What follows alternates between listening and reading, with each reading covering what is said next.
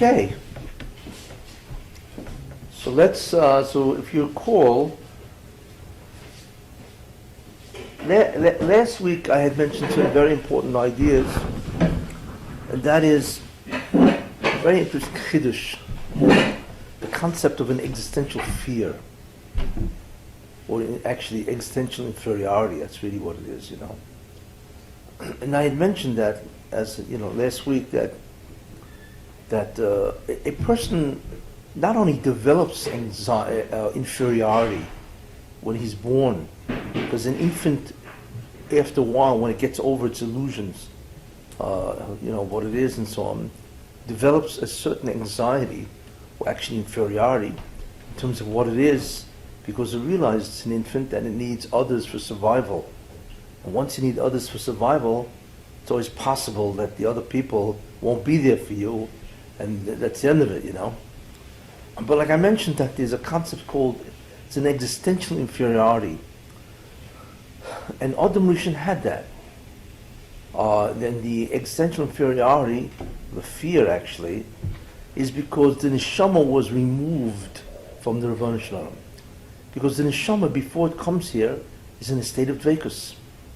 Believe it or not. The neshama is in a state of dveikus, attachment to God. And as such, it's receiving whatever a person will receive when he's attached to God. You know, which of course is an incredible experience. But as part of that experience, there's an unbelievable sense of being. It's critical. When you are connected to Hashem, okay, all the insecurities, the fears, you know, who says I'll be here tomorrow, all that kind of stuff is gone. There's an unbelievable feeling of real existence, real being. And this is what happens during Dveikus, to the Hashem. You know, it's not something obviously that we can understand, you know, because there's always an insecurity about existence as far as we're concerned. You know, we never know if we'll be here tomorrow and so on, you know. Guy wakes up in the morning, you know, 8 o'clock, you know, goes to Minyan, and he's ready to take on the day, right? And he's so successful businessman, he's ready to take on the day. And by the time at 10 o'clock rolls around, he has a massive coronary, and instead of taking on the day, he's now inherited a plot that's approximately 4 feet by 6 feet or whatever, and that's over, you know. So we all have that existential fear, which is built in, because it's a subliminal, inherent knowledge that we cannot sustain our existence within ourselves unless we have things coming to us, food, and so on, you know. Without that, you know.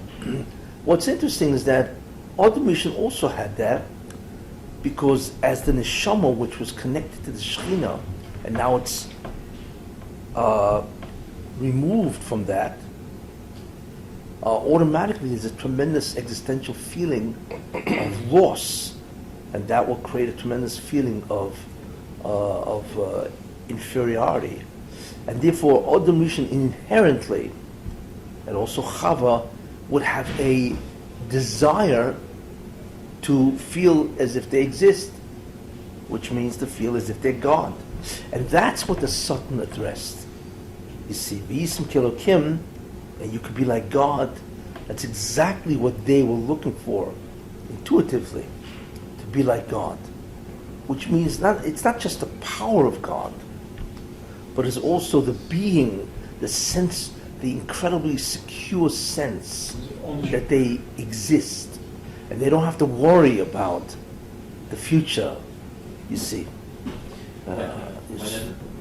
Yeah. When a little child wants to get attached to his father or to his mother, they always want to be attached to the father and mother. What I mean, is there any connection, any relation to our own needs to be attached to Hashem? Well, yeah.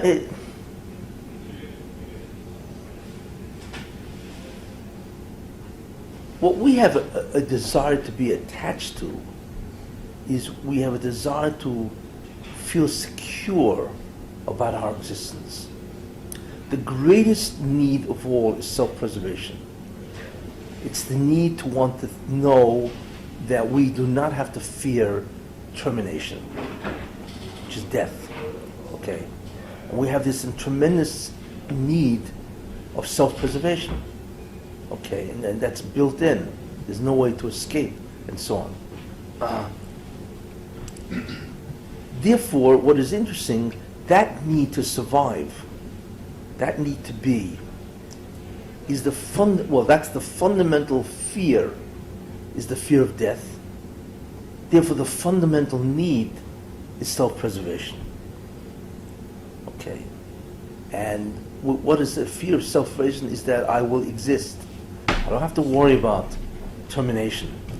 And ultimately what that really says, which is interesting, is that there's the greatest need of a human being, psychologically, is the need to assert, reassure being. You don't realize how pervasive that is.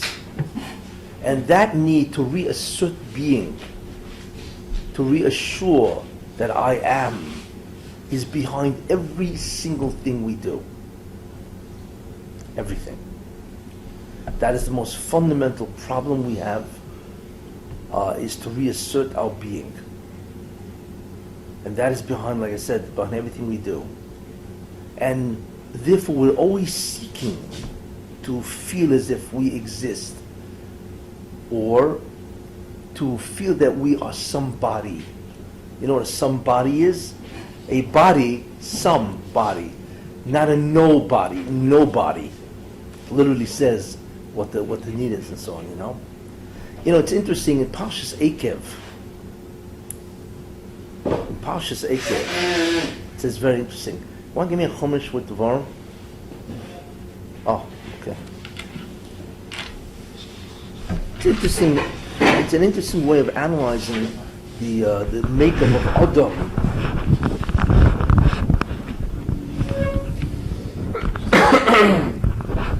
Okay.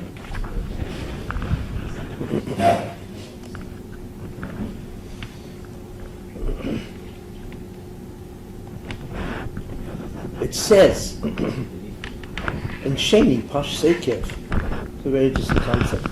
It says, "Hishomel lecho," guard yourself, "Pen tishkach es Hashem lokecha," lest you forget the Lord your God. Levilti shmo mitzvosav, and obviously the consequence of that will be that you will not observe his mitzvahs. Umishpotav v'chukosav, ashanich mitzavcha hayom. You will not observe his commandments and so on, in that which I command you today. Now, listen to this. Why? What's going to happen? Or what will cause you to forget God? Pentoichol v'savoto, lest you will eat and be satisfied. Wow. You mean if I eat and be satisfied, I'm going to forget God? Ubotem toivim tivne v'yoshofto, and good houses you will build and you will dwell in it. That also will come and make you forget God. And there's all the real estate people have to watch this pasuk.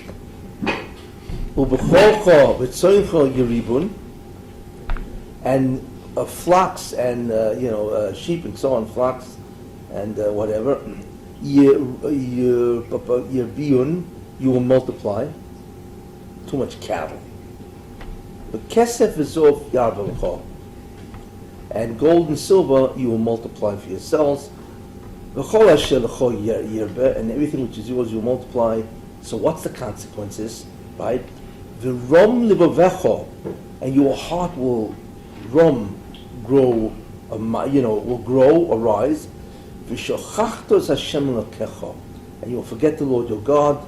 Hamoitziachom eretz Yisrael mibeis avodim, who was taking you out of Egypt, who was taking you through the desert, and so on. That's what's going to happen. And then ultimately what you're going to say, and you will say in your heart, Koicha v'yotzim yodi, my strength and the strength of my hand, has got me all this incredible stuff. Okay? Now the amazing thing is, like, why would this cause me to forget God? You know? You mean if I eat and I become satiated or satisfied, I build some nice houses, and I own a lot of flock, and I have a lot of cash, I'm going to forget God? And my heart will grow mighty, you know, right? And I'll say, you know, God didn't do this for me. It's me. It's my brilliance, my knowledge, my information. That's what's done it. So the question is, why would that happen? You see, everybody does this. You know, people build, live in houses, they eat, you know, they got cash in the bank. I don't know about flocks, but they own cars and a lot of other stuff, right? You know, why would they forget God? That's the question. You hear the question? It's very good kasha. Like, what does this have to do with forgetting God? You see. And certainly, why Rom Livavecha? Why? You hear the kasha? It's not an easy thing to understand. However, in light of what I've told you, you can understand its pnimius, what it really is saying. Remember, the most fundamental drive is to preserve self, to survive, to exist. Okay? And therefore, that leads a person to always assert being. I need to convince myself that I am somebody, you see. And in every activity we do, not only does it give us a sense of self, but we do it to get a sense of self. You see, because we're all unsure about our existence. So therefore, what are the things that we do to gain a sense of self? Ready? Here's what we do. Exactly what the Torah says. Pentoicha v'savota. We eat v'savota is the critical concept here. What does that mean? I eat and I'm satisfied. One of the ways of gaining a sense of self is what? Is by exercising being. You see, if you exercise being, then you feel like you exist. You see? One of the ways you feel like you exist is by exercising your existence. Do what a being does, and lo and behold, I inherently feel that I am. You see? So therefore, when we eat and we're satisfied, we say, what a great meal, right? What we're also doing beyond consciousness, right? Because I'm exercising being, is I feel I am. So not only have I satisfied my stomach, I've also satisfied my psychological need to feel I am. I have reasserted my being. And remember, I'm not talking about gaiva. I'm talking about feeling you really exist. That's not all. Right? And you're going to build beautiful houses and you're going to dwell in it. Why? What's another way we feel as if we exist? And the answer is productivity. So the first one is pleasure. When we exercise being and experience pleasure, we feel we exist. When we are productive and building a house and living there is productivity, isn't it? Right? When we produce, that also is an indicator that we exist, you see, because that's a fundamental idea of reasserting being that removes the existential insecurity, which I've mentioned that we have, and also psychological insecurity if we have that. You see? So that's the second thing. So the first thing is called pleasure, and the second thing is called productivity. That's something else. And flocks and goats, sheep and all that, you will multiply. What's that? That's the third P. That's called possessions. Why do possessions make us feel like we're somebody? Why? Because I have control over other people. I have control over possessions. Those things which I own, I can control them, you see. So when we control others, we feel as if we are. If we weren't, how can we control others? The concept of possessions has many ideas, it's the concept of security and so on, but it also gives us a feeling of being, because we possess, we control others, you see. And then v'chesed v'zov yarbalach, and you will multiply or increase cash. That gives us an incredible sense of being. Why? Because it's not the money. Money really is worthless. It's valueless, really, in and of itself. What's a bunch of coins going to do for me? But it's what money can buy, you see. So money, when you have a lot of money, what do you gain? In what way does that assert being or reinforce being? How? Because it gives me the concept called potency, the ability to do. That's what money does. Money gives us the ability to do. As they say, some Israeli once told me this a long time ago. You know what a zuz is, right? A zuz is a coin. Im ein lecha zuz, I efshel zuz. If you don't have a zuz, you can't move. That was told me by a wise Yemenite 50 years ago. And I never forget that because it was so, it's the way he put it, Im ein lecha zuz, I efshel zuz. You have no zuz, forget about moving. What's movement? The potency. It's the ability to do. That's what money does. So there you have it. The 4 P's. Pleasure, productivity, possessions, potency. You see? Those things give us a sense of self. But wait a minute. If I gain a sense of self from this, what do I need ruchnias for? Then all of a sudden, since the illusion is, now that I'm doing these things, right? I'm doing it. I actually convince myself that I am the cause of these 4 things. If I'm the cause, so I gain a sense of self, right? But if I believe I'm the cause and that's what gives me also a sense of self, then I begin to dismiss God. What do I need God for? See? I've replaced Him with a delusion that I've created this, you see. And that's why the Moshe says, right? And you'll say in your heart, and that's why your heart will grow, you see. And I will say, I'm the one who did all this. So we see what the Torah does. It actually tells us the formula that you can easily get carried away by doing these activities. And that's really what they do, you see. That's why everybody's after money. You think they're after money for what? They're after money because they need to feel that they can do whatever they want, and therefore they'll feel like somebody. That's really what it's about. Why does a guy put a plaque? Why does a guy gives $1 million to a building, right? Why? So he's got some nothing plaque on the wall that says, this was donated by so-and-so and so forth. What's a plaque? Who cares? Why does he care that there's a plaque on a wall? He's dead. And a plaque is not going to bring him back. Why? Because a plaque will allow other people to remember him. You see, and have to remember him and say, wow, he was somebody. Because he gave $1 million to this.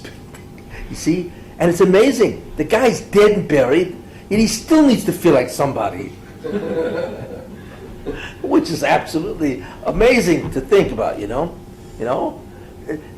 need to be somebody is so desired, so needed and wanted, that a guy is willing to do something that he'll never feel that here, and so on. I mean, unless the plaque is put up when he's alive, But even when he's dead, there are people that give names of buildings after them, the this foundation and so on and so forth, just to figure out when he's gone, somebody's going to remember him and say, who, what a guy, and he will feel like in the grave, right? He will feel like somebody. Talk about absurdities. But that's what it is, see? So all of this, so wealth, pleasure, all of these kind of things give a guy an incredible sense of self. What was that? Well, Ruchnis, it's a paradox. Exactly, very good. It's a paradox. Why is it a paradox? Because what the Delusion says, you want to feel like somebody?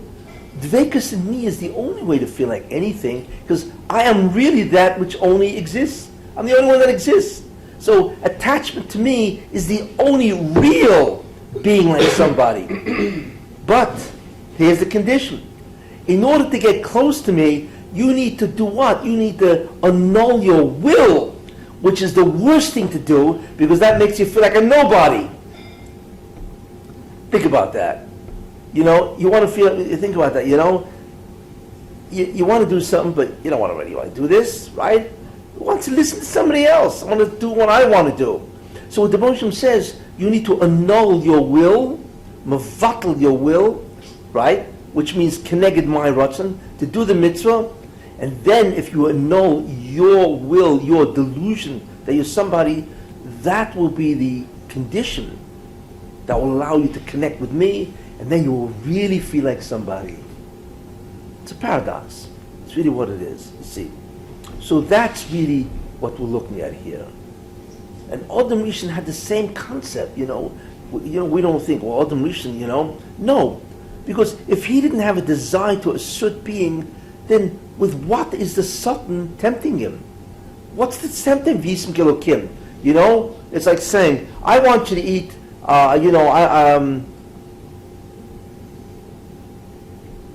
you know, if you do something, then you'll be able to eat this table. Would you be tempted? No, because who wants to eat this table? I don't have a desire to eat this table, so therefore, who cares about your condition? I see. The same idea. If Adam had no desire to be God, well, what are you tempting me for? You see? But the Son knew that since Adam Rishon was separated from God, that there was an existential sense of inferiority. And the only way is right, so therefore his need would be to what? To be God. Because God is the only thing that is. So therefore the Satan would say, eat from the tree. Eat from the tree, you will be like God, which means you will be somebody. You'll be a real being that is. And that will remove your existential inferiority. So it's interesting, even Adam Rishon had that concept, lack of being. You see. Why was it so believable that this tree would have what he's looking for? I mean, somebody tells me this tree, eat from this tree and you'll get a lot of money. What's the connection? Oh, and the answer is, because God told him you can't eat from the tree. Uh-oh. Right? Umikol eitz hagan toichal. Umeitz what do you call it? Toich hagan. Oh, don't eat. Excuse me. What's with this tree in the middle of the garden? Why would God say not to eat from this tree? Can you tell me? When somebody tells you to do something, what do you assume? That there's always a motive behind it, right? There's always a reason for it. The guy's not out of his mind, right? So if the Delusion says, don't eat from this tree, what's the motive? There has to be some type of a self-interest in God himself. So guess what? The Satan said that to Chava. Are you going to ask me, what does this have to do with being God? And the answer is, what do you think God said don't eat from it? Because he ate from the tree. And if you, that's right, it's the Medrash, right? And if you eat from the tree, you will be God. So the reason why I told you not from the tree is what? Is what? He don't want any competitors. He doesn't even know, he doesn't want any rivals. You know what I'm saying? What, is it another God to set up shop? Well, that was the incredible thing. You see, that was the logic. You see, that's the connection. Oh, you're right. You know, now I don't know why God said no, but why did he say no? You see, there has to be a logic behind it. You see? Because when we do things, there's always a logic in what we do. There's a motive for what we do. So the question, what's the motive of God? You know? She didn't sit there and say, well, really God wants to tempt me, right? To see if I will believe the tree has powers also. And therefore, really it's Yeshua Mavada. You don't think about these things. You know, she never knew Derech Hashem. You know, what's she going to think about? You know, she come to this year or something like that? She had to, I mean, she was hot. What? I mean, she had to know, otherwise, first of all, otherwise there's no real chance if she doesn't have, she must have had some sort of knowledge of what it was all about. Well, I know knowledge. The knowledge was that I am, but I'm not God. I know that. And But she must have known the mitzvah. She must have known certain. that was the called mitzvah. hashkafic concepts. What the hashkafic? No. Yeah, I mean, they had the knowledge, but first of all, they didn't know God was Einig Mavadoi. They just know that. No, of course not. They would have known that each, and they would eat from the tree. Because Einig Mavadoi means there's no such thing as a tree. It doesn't exist. It's been put there just to test you. That's what Einig Mavadoi means. She was denied. I once mentioned that Adam, Rishon, and Chava were denied the yediyah or the hasaga of Einig Mavadoi. What they did have was the hasaga of Yichud Shlitasoi. They knew God is the most powerful being. That they knew. But they didn't know He was the only being. And I once told you, because we're fooled, we see many things, many forces. So we say, well, God's not the only one. There's a lot of stuff going on out there. You see, and Adam certainly knew that. So he knew the concept of Yichud Shlitasoi, which means God is the only force. Ein koyach acher. There's no other force. But that God is the only thing that really is? She didn't know that. She should have known that. There would be no contest. And the Satan played on that ignorance. That's what he played on, you see. And that's the connection. That's why she said, hey, there's... now it makes sense. Of course, he doesn't want me to eat from the tree, because if I eat from the tree, I will rival him. I will equal God. So her concern was, even though it doesn't make sense, or even though you have a compelling reason the other way, you still have to be always inside. Yeah. In some way, obviously, Chava and both Chava and Adam had the wherewithal to break through that delusion. That no, it can't be, that God is, I'm not exactly sure how they could have understood that or come to that conclusion. I don't know how. But clearly they have to have had that ability, or else we don't test. You know what I'm saying? Because the Satan purely lied. It was a bald-faced lie. That's really what it was, But there had to have been some logic that Adam and Chava, who were incredibly, the Adam and Chava, the IQ was beyond belief what these people were, But like I say, their self-interest in being blinded them. Sheikhah. Look, in the end, we're all blinded. We're all blinded by what? We're all blinded by our needs. This is our problem. That's the sheikhah. And therefore, we will subdue our rational minds, right, for the acquisition of dreams. What do you think? There's so many frauds out there. A guy calls up, an old lady and says, you just won the lottery, $1 million, but we have a problem because we want to put it into your bank. So we need your social security number, and we need your bank number, and then we'll deposit the money. And the woman says, wow, because she has a need to have $1 million. You know what I'm saying? And she deludes herself that, wait a minute, give me a break. You really think this guy is going to give you $1 million and he needs, Of course not. Because she doesn't want to disturb her dream with the truth. Right? Like, don't confuse me with the facts. You know what I'm saying? And she reveals that. And that's how all these fraud con men play on. Because everybody wants this, And therefore we suspend what they call our critical faculty. The mind that God gave us and say, wait a minute. There goes, and we suspend it, and there goes the skepticism, and that's it. That's how these guys walk away with billions of dollars every year. Rahmanas, but that's what happens. So in any case, this Adam had, and so on, but this blinds us. The need to feel like somebody, to reassert being, is in everything we do. You don't realize that. It is so subtle, it is so hidden, elusive, that we don't realize that is a great deal of our motive to do anything. We don't realize that. But think about that. It's the reason why everybody puts money in the pursuit of wealth. That's why everybody's pursuing wealth. Not just for a sense of security. To feel like I have, when I get old and retire, I'll have money, In many ways, it's to be able to have potency and to do. That's why people, they enjoy life. Yeah, of course there's a reason they enjoy life, because to minimize stress. I mean, there's a lot of other stuff. But inherently, the pursuit of pleasure is really the pursuit of exercising of one's being.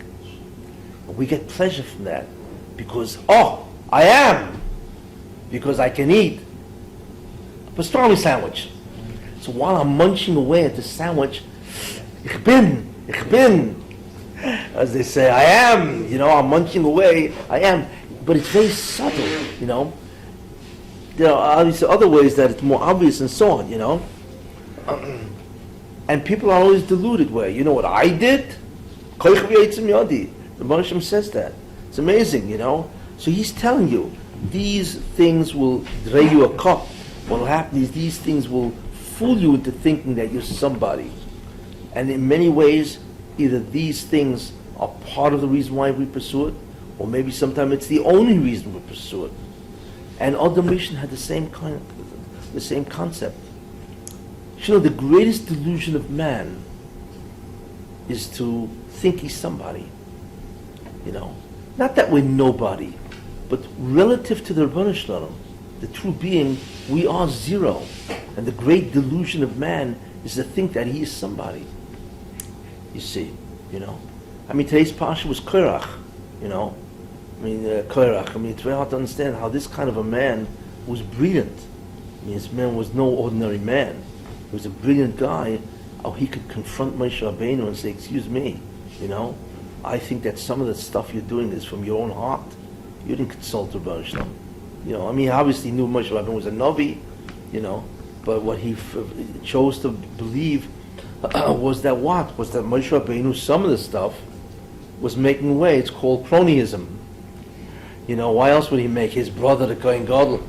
And so on, it seems to be all his relatives and so on, Why would he do that? It must be that, he probably feels that, God says, okay, I'm going to tell you 99% of the things that you need to do. 1%, I'll leave it up to your discretion. That's where Korach came in, and so on. And the answer is because part of us wants to be the top, and Korach had the same need to be the top of the game, and so on, and that caused them to commit a terrible mistake, it's very strange. What Korach really should have done, even if he felt that way, he should have said, he was related to Moshe Rabbeinu, or Levium, cousins, whatever. He should have walked over to Moshe Rabbeinu and said, maybe let's have a meeting.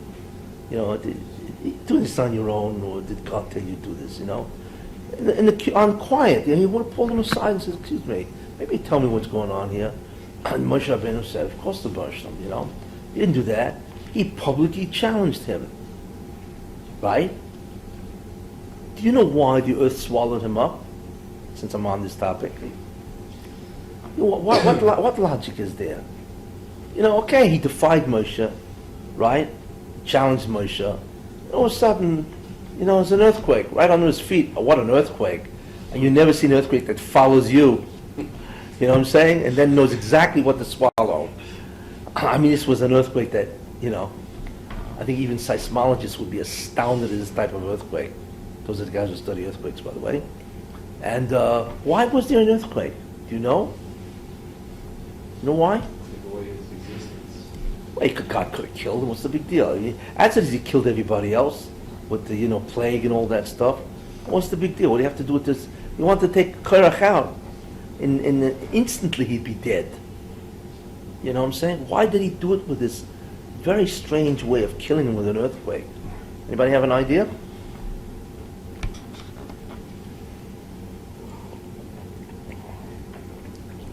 I see at this hour of the day, brains stop functioning. My belief is he did it for this reason. Because when Korach challenged Moshe publicly, and he was saying, look, I know there's God, of course, and I know that, 99% of the stuff is coming from him, but I believe that you got 1% of the decisions. What was he saying?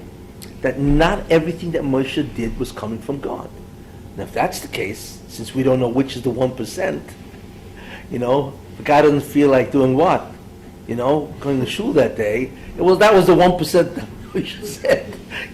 That's the end of the Torah. What he did effectively is he destroyed the foundational belief that it's all from God. So therefore God said, you want to destroy the bedrock of religion, the foundation? Guess what? The foundation is going to destroy you, and that's the earth. The earth ate them up. Mida keneged mida. You want to destroy the foundation of Yadus, which is the belief that Moshe Rabbeinu got everything from the Rebbeinu Shalom, then the foundation, the earth, will swallow you up. So mida keneged mida kind of thing. Anyway, but I'm just saying that everybody has that, you know. I mean, the classic, which is really incredible, is what's his name? Is Rebbeinu Shalom came over to Yerub Menavot. Yerub Menavot, who became, he rebelled against Rechavam and so on. So Rebbeinu Shalom came to him and said, okay, you, Ben Yishai, and I will walk in the Garden Eden, you know. Wow, could you imagine? Rebbeinu Shalom says to you and Ben Yishai, right, and me, we will walk together in Gan Eden or whatever, you know. Incredible. So what does Yerub Menavot said? Fine, mi barosh. Who's first? Whose hand is you holding first? Excuse me, that's what you're worried about? I mean, this has never been offered to humans. But his concern was, right, who's first? My hand or his hand? You see, you talk about the need of a person to feel like somebody. It's just beyond belief, even without that opportunity. You see that all the time. So what I'm essentially saying, very simple, is that Adam Rishon had that, and as a result of that, he felt. In fact, since I'm developing that, I might as well tell you that most people are not aware what gaiva is. Arrogance. There are 4 levels of arrogance. Are you aware of this? The greatest form of arrogance is called megalomania, where I am, period. And everything exists. It means I am the only thing that really exists. And everything out there, you see, really exists as an incredible, footstool. That's the best. What? That's the best. That's the best. I mean, it feels the best. Whoa, you're talking about a person that has such a need to feel like he is, that he is and everybody ain't. That's a homo. Yeah. Hitler, Yamach Shemoy, Stalin, all these guys are megalomaniacs. Especially the Roman emperors. I mean, these guys were incredible, you know. These guys were megalomaniacs. After a while, they just said, I am God. Many of them thought they were gods. The whole concept of a king, that he thinks he's a god. Pharaoh said he's a god. That's megalomania, where a person says, I am everything, and everything else is zero. That's megalomania. You see. Then there's what's called egocentric. That's a level down, where I am the center. Means, yeah, you all exist, but you all exist to serve me. You see, you didn't know that. That's also good. You didn't know you have to serve me, right? You guys can wait. You guys waking up late. That's an egocentric guy. It's also delusional thinking. And you have the same guys who, you have a lot of CEOs, corporations that are egocentric, delusional people, and so on, where they think that everybody is Ashim Blotter, zeros, and they're all there to serve me. That's why they exist, That's egocentric. That's chaos, gaiva, which is really sick. That type of delusion is a dysfunction, and so on. But at least they admit the existence of other people, basically, but they have no other purpose but to serve me. That's why they exist. You see.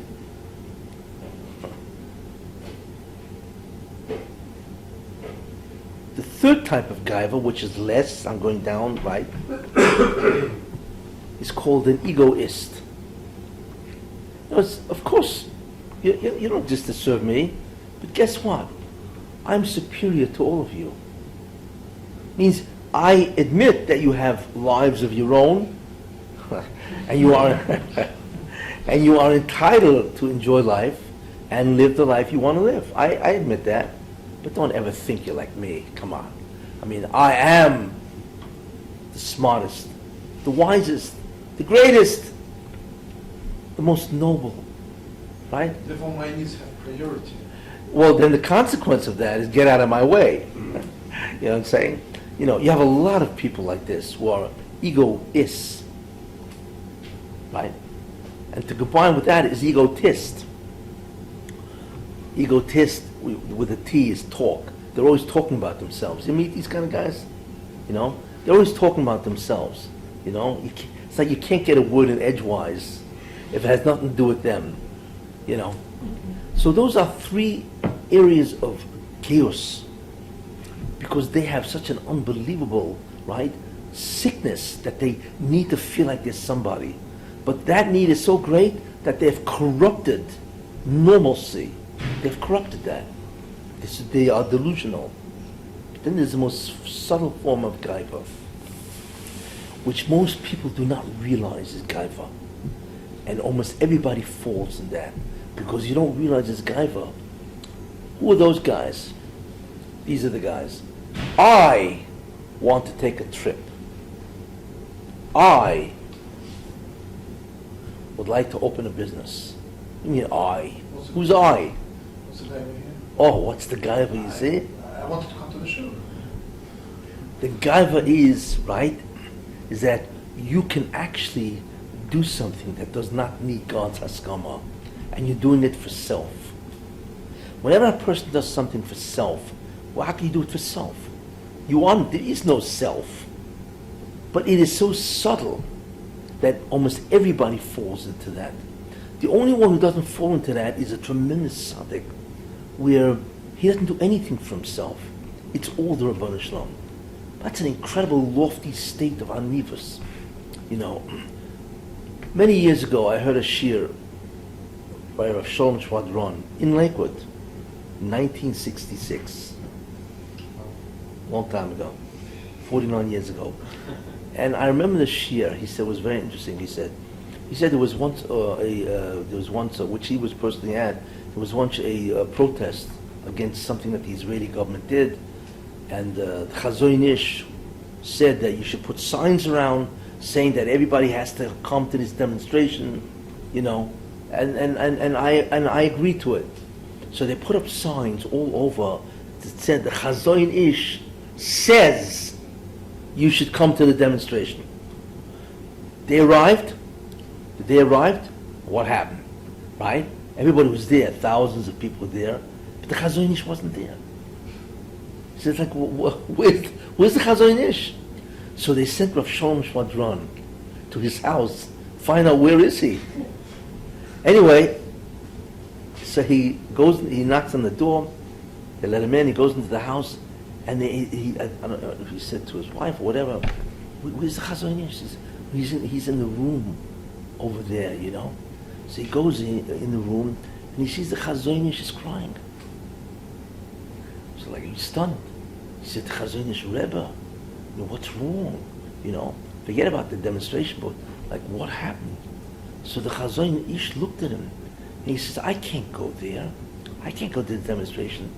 They put up signs saying the Chazon Ish says to come. Who am I? I'm a zero. The Chazon Ish says to come. Ich bin agonished. This is the Chazon Ish. Yeah. Because his sense of self was completely, he had an incredible understanding of who he was. He's a nobody. I mean, to us, Chazon Ish is incredible. But in relative terms, he knew who he was. He was a zero. He's only what the Moshe made him, and so on. And he was so devastated that if he would have come, then he would have gotten that sense of, they came because I said they have to come. Who am I? You see, so he understood the most subtle form of gaiva is where I'm something. I can do whatever I want. I can make independent decisions without God or not for the sake of God. It's very hard for us to relate to that. Because almost everything we do, even if we're not arrogant, right, we make decisions based on what we want. You see, I remember once reading the Baba Sali. It was a tremendous tzaddik, you know. So, they brought him food to eat, his wife. So I remember with the mice where they put down a food in front of him, and he started eating it, you know. It must have been delicious, you know, because after 2 bites, he pushed it away. And he said, it tastes too good. What was he afraid of? Because if it tastes too good, I want to eat this dish. Not because God, I want to eat. No. I don't do anything because I want to do it. That kind of gaiva is called self-complacency, where you actually believe there's a self that is entitled to make its own decisions independent of the Moshe. That kind of a nivus, you know, is so subtle, and it requires years of work, and so on. But believe it or not, that's gaiva. You know, that is, in other words, if a person does anything that where he is the one making the decision because of himself, that's gaiva. You see. And at the same time, I heard that story by Rav Shalom Shvadron, the Chazon Ish. He also said, you know, one of the things we clap al chet is that, you know, Masha hitarto, or rather Masha osalta, what you forbade, hitarti, we permitted. You know, which is a chet, because it's osa, so then why are you permitting it? But it also says, Masha hitarto, what you permitted, we asad. So Rav Shalom asked, why is that a chet? You know, because I asad, you know, and so on, you know. So he said, because that's gaiva. Why? Because the Moshe said it's mutter. So why do you asr it? Because for some reason you're getting something out of it. And now you look more like a fruma tzaddik. I mean, whatever it is, that's the chet. The chet is I asr it. It's not the asr it, because that's not a chet. It's I asr it.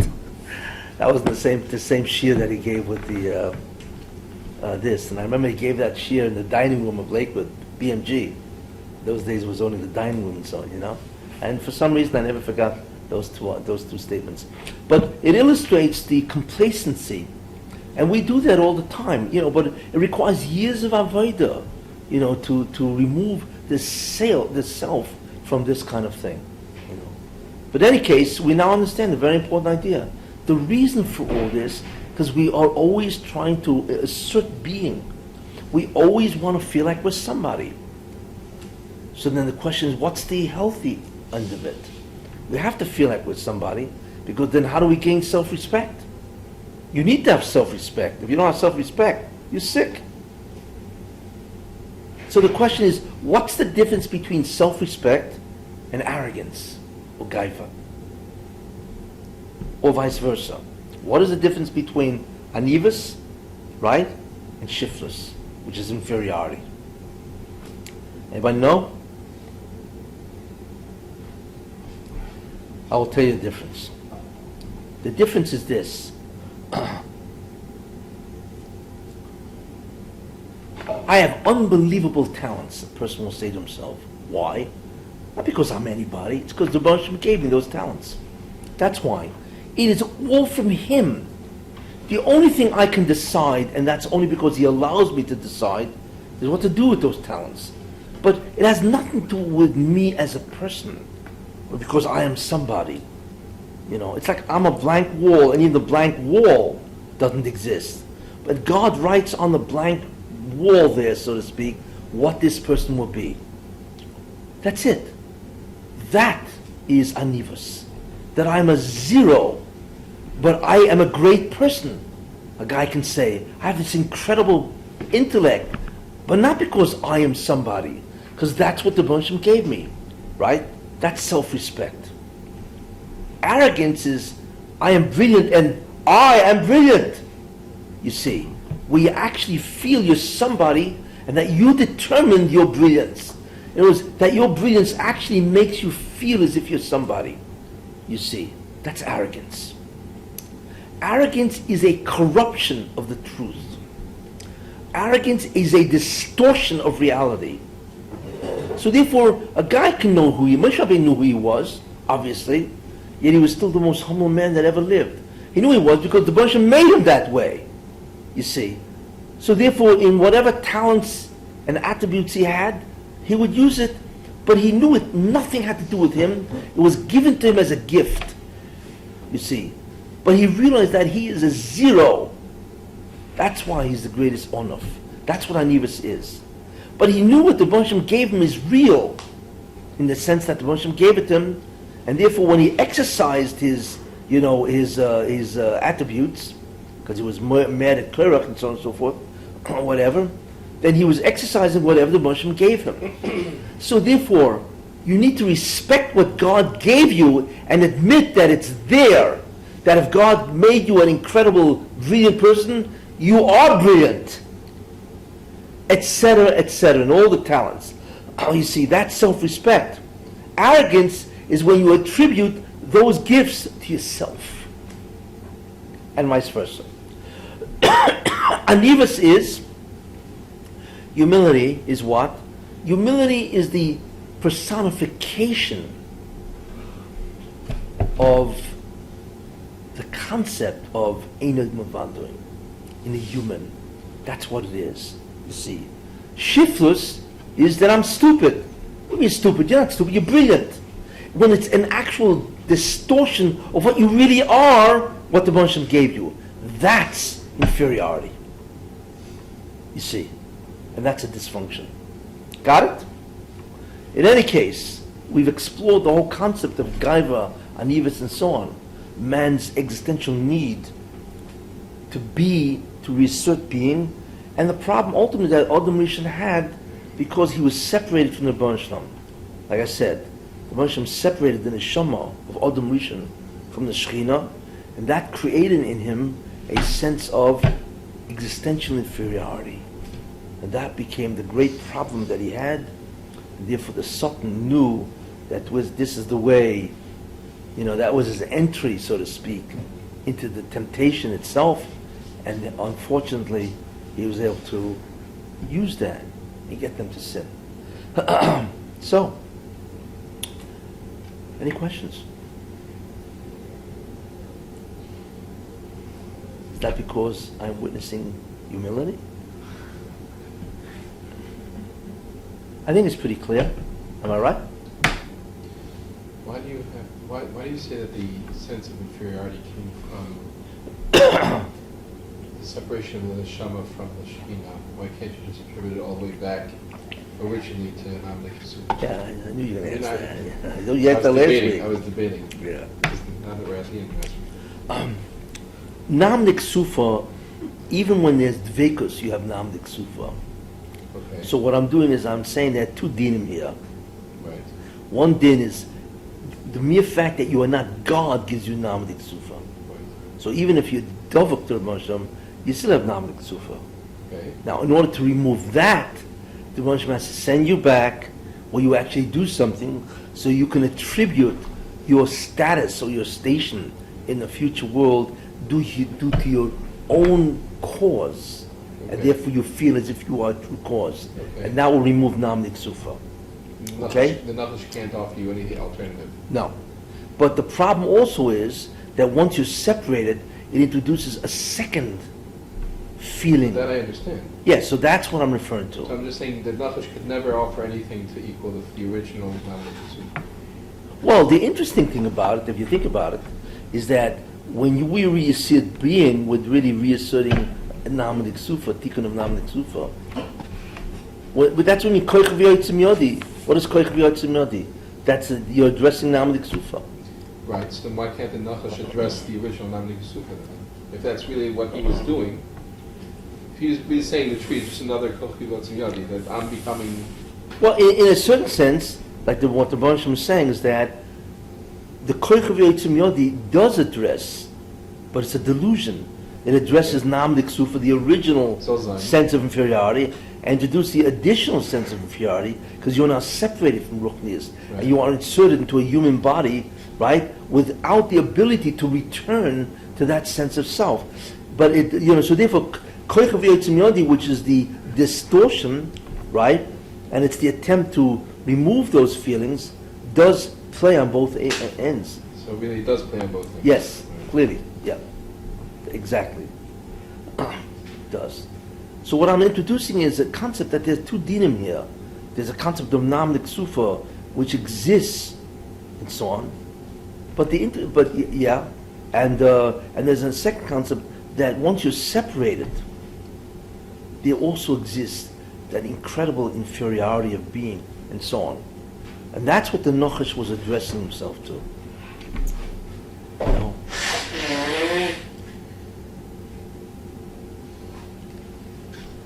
I asked before if the Yeah. child, if the baby or the child wants to get attached to his parents, wants to get attached for the same reason as we want to get attached to Hashem.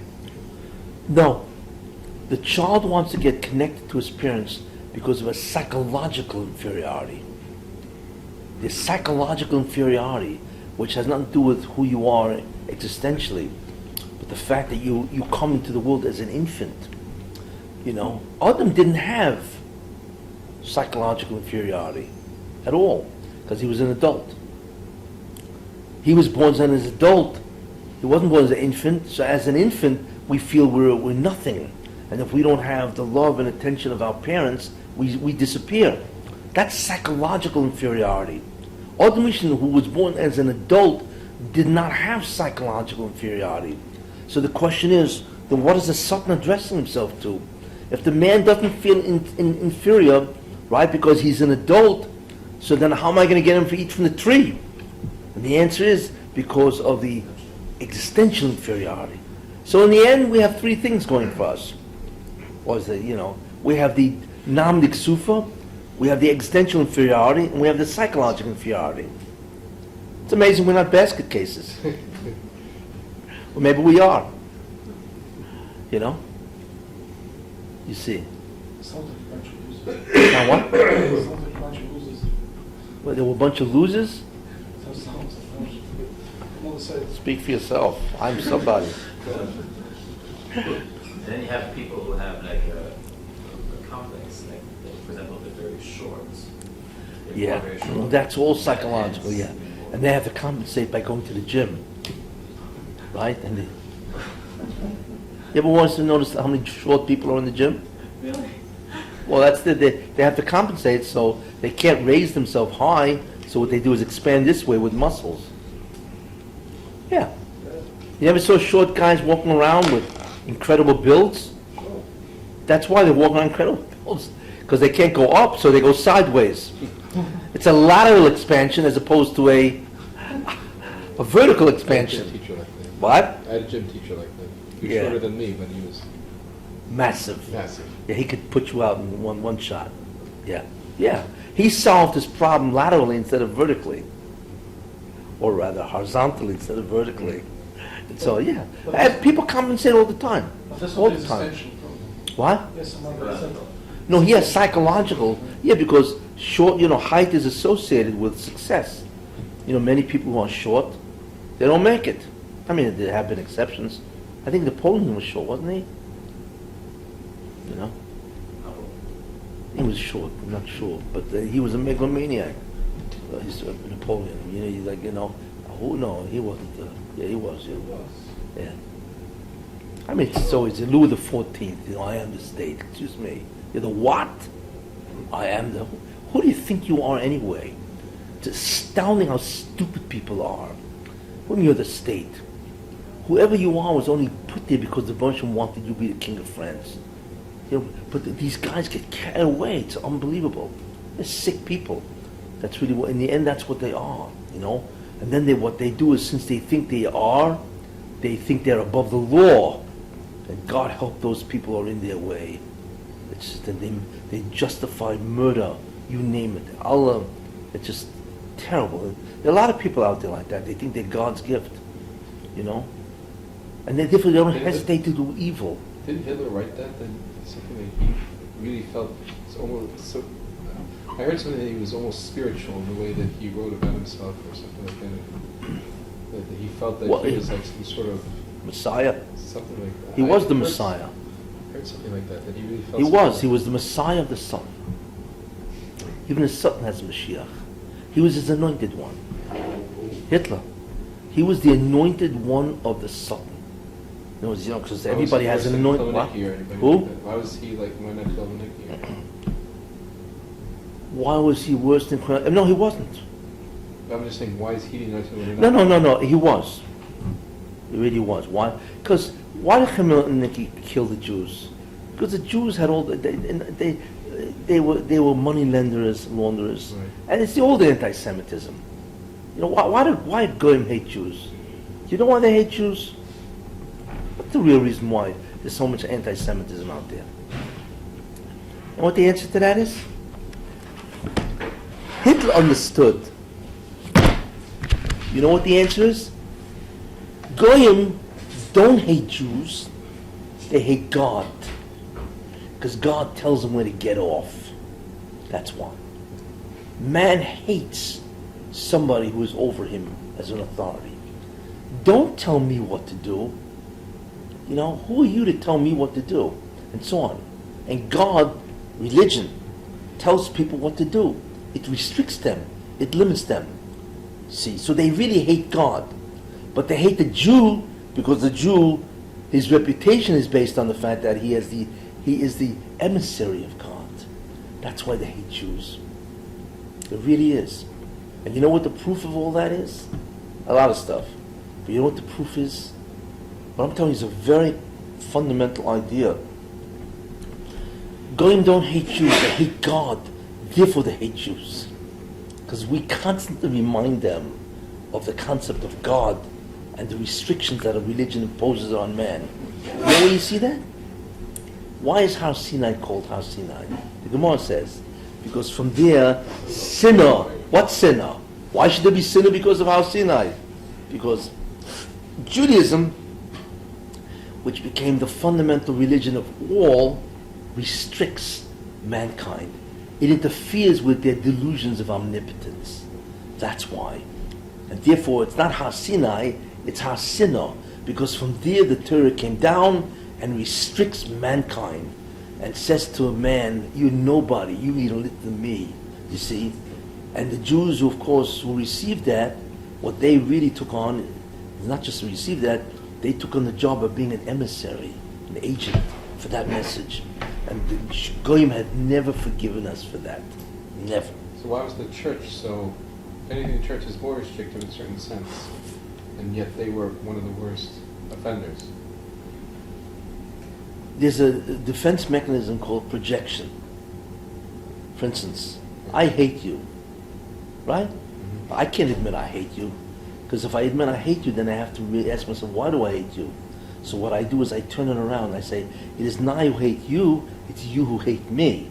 Okay. In other words, I can admit that there's an emotion of hate, but you're the source, not me. That's called projection.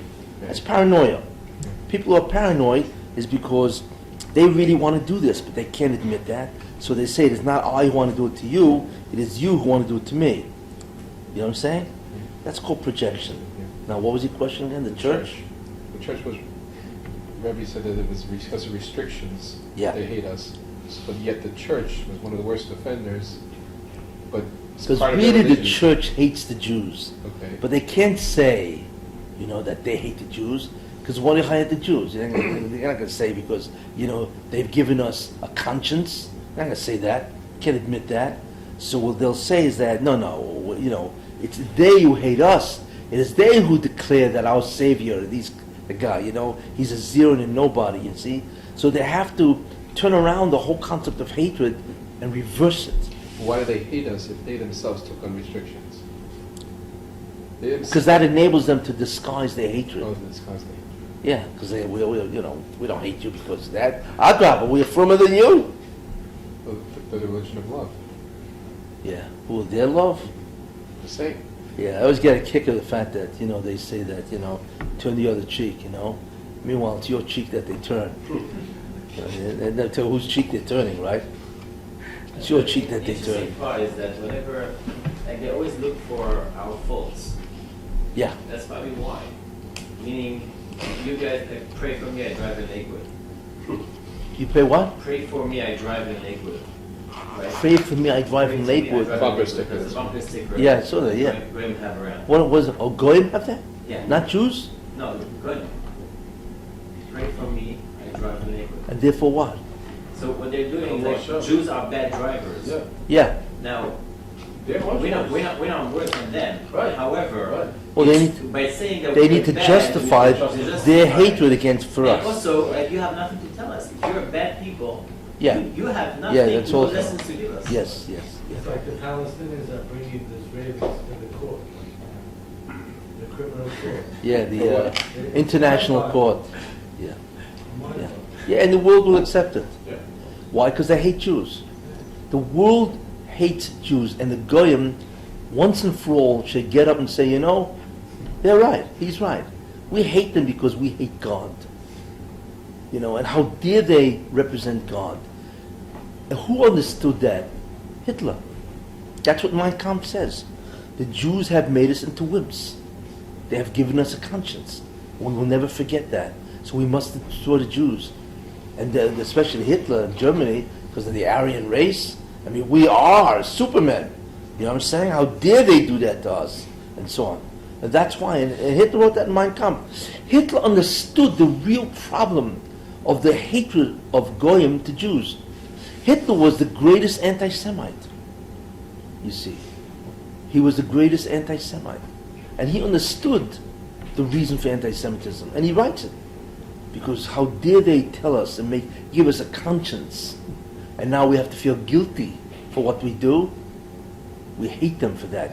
That explains his obsessions. He must destroy every living Jew. You know, who does that remind you of? Haman. Who? Haman. Memory? Haman, yeah. But the Shalom, you must destroy. Mochei timche zech amolei. You have to kill every, which is astounding, every man, woman, and child, you see, you know, of Amalek, which is incredible, you know. Now, it's very hard for us to understand that. What do you want from the kids? Now you have to kill their cows. Why? Because the Shalom doesn't want anybody who can refer back to Haman and say, hey, this cow used to belong to an Amaleki. No. He does not want their memory. Forget about them. He doesn't want their memory. Now why he will do that even to children, we don't understand. Only the Shalom understands that and so on. But just like the war against the Jew and Amalek is total eradication. Even the memory has to be eradicated. And what was Hitler trying to do? But Haman, to eradicate every single Jew. Of course, thank God he couldn't do it. Neither could well, Haman could have done it.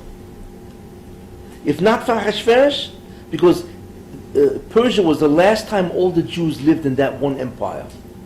It was the last time. Therefore, it's possible for one man to destroy, kill every Jew that lived. Because Ahasuerus had 127 Medinas. So that encapsulated the totality of all Jews. So last time it ever happened. After that, it spread out and so on, you know. But so therefore, Hitler was the Messiah of the Satan, because that's what a Mashiach is. A Mashiach is the representation of whoever he represents. But he's the greatest representation. He is the anointed one to carry out, right, the will of what he represents. And Hitler, Yamach Shemoy, was that. He was the anointed one of the Satan. Someone to destroy every Jew. And that explains why he was obsessed with the Jews. Obsessed. He was Zichar Gugel. Yeah, what's that about that? Wait, I thought the Satan was trying to get the Nitzotzos. So then, if he destroys the Jews, there's nobody to do Chatayim to give him Nitzotzos. Yes. Yeah, well, yeah, in that sense it's true, but then there's nobody doing mitzvahs either. So there's no tikkun. Stopping in its tracks. He stopped the whole business in its tracks. No tikkun, no chatoim, no tzotzos. It's over. Why should I a guy wish. have a Gilgal? What? Why should a guy have a Gilgal? Who says- Gilgal is for ticket. Who says he has a gilgal? You said that Hitler was a Gilgal of Oh, and that, because the Zohar says that the Rebbe will bring back all the Rishoyim to finish them off, that they should attempt, that bunch would finish them off, because apparently they need more evil to do before he destroys them utterly. The Zohar says that, That's why Saddam Hussein Zich was a Gilgal of Nebuchadnezzar. In fact, he said it. He said, I am a reincarnation of Nebuchadnezzar. He said that. So I remember by the war of 90. Remember that war, the Gulf War? Yeah. He said that, and I want to restore. What the Babylonian Empire to its former glory and so on. He said that. So at that point, and then I asked Akasha. I said, it makes no sense. Why? Because Saddam Hussein was a frummer guy. I mean, he was a Sunni, whatever. He believed in Muhammad. So the Akasha is, why did he say he was a Gilgal of Muhammad? Why pick an Ovid of a Dezorah? Because everybody knows that that Nebuchadnezzar was what? Of a Dezorah, right? And so on. So if Saddam Hussein wanted to give credit to himself, he should have said, I'm a Gilgal of Muhammad. Why say you're a Gilgal of an idol worshiper? So all the Arabs would have hated you. What? You would have said that, they would have hated them. They would have, All no. the Arabs. No, why? You think that ISIS doesn't say the Gilgulim of Muhammad? Nah, I'll drop, And the answer is, why would he claim to be a Gilgal of Nebuchadnezzar as it was an idol worshiper as opposed to Muhammad? And the answer is, because that's probably who he was. He was a Gilgal of Nebuchadnezzar. Like the Zohar says, to come back and finish him off. And he was finished off. Exactly. To finish the job. Yeah. Exactly. That's why I wouldn't be surprised if some of these Persian guys, the mullahs, the Gilgulim of Achashverosh, and so on. Persians and so on. They're all Gilgulim coming back so that Moshe could finish them off and finish, Second job. Okay, I think we've explored a very interesting topic. Gaiva, and the whole concept of what arrogance is, humility, Adam Rishon's problem, and so on. A lot of material to cover tonight. Next week is a shir. It's with that I break for the summer, and so just continue, Okay. What